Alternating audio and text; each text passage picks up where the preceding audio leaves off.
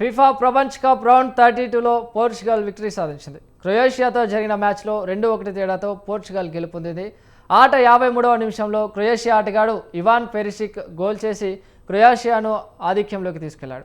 Match 68వ నిమిషంలో Portugal ఆటగాడు Cristiano Ronaldo goal చేసి స్కోర్ను సమం చేశాడు.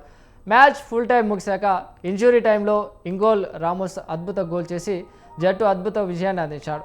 ఆట మొత్తంలో పోర్చుగల్ 62% బాల్ను తన ఆధీనంలో ఉంచుకోగా క్రొయేషియా 38% ఆధీనంలో ఉంచుకుంది. పోర్చుగల్కు 11 సార్లు ఫ్రీ కిక్ అవకాశం రాగా క్రొయేషియాకు 6 సార్లు మాత్రమే అవకాశం వచ్చింది.